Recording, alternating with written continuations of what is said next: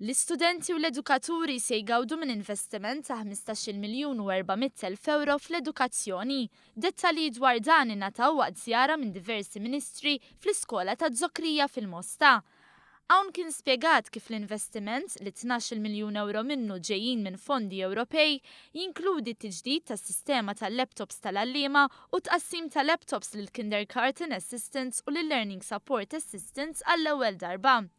Barra minn hekk is-sistema tal-laptops tal-għalliema kollha fi-skejjel statali primarji u sekondarji se tiġi aġġornata għal Windows 10.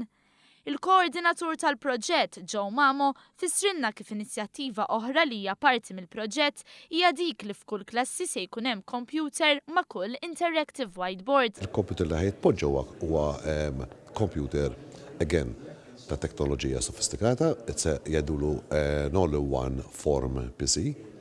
PC li huwa touchscreen, huwa 23 inch, huwa PC kbir. U dan ħajkun qed iservi biex it-teacher ma jkollix għalfejn toqgħod tqabbad wires u twaħħal biex tillogja fis-sistema. Dejjem għandha computer ma' kull interactive whiteboard. Se jkunu installati wkoll 3D scanners u 3D printers f'kull laboratorju ta' kull skola, xi ħaġa li mistennija taffaxxina lill-istudenti. Rivoluzzjoni teknoloġika, anzi rivoluzzjoni jiena ngħid industrijali, fejn it-tfal issa dak li ħajkun qegħdin jimmaġinaw, dak li jkunu jkollhom f'moħħhom jagħmluh koncept u jipprintjaw jkollhom il-mudell f'idejhom, ġifieri letteralment ikollhom il-mudell f'idejhom. Meta tkellem dwar dan il-proġett, id-Deputat Prim Ministru Louis Grech fisser kif l-istrateġija diġitali hija ta' prijorità għal dan il-Gvern hekk kif tipprepara l-isfidi tal-futur. Saħaq li dan l-investiment huwa wkoll bidla ta' kultura e kif se jagħti ċans lill-istudenti jkollhom responsabilità fid-deċiżjonijiet u jagħti lokal aktar interazzjoni u integrazzjoni.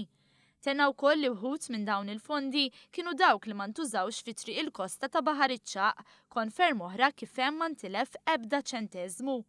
Il-Ministru għall-Edukazzjoni Evarist Bartolo qal li permezz ta' dan l-investiment l-għalliema se jifrankaw ħafna ħin u se jkollhom l-apparat meħtieġ għal kull suġġett f'kull klassi.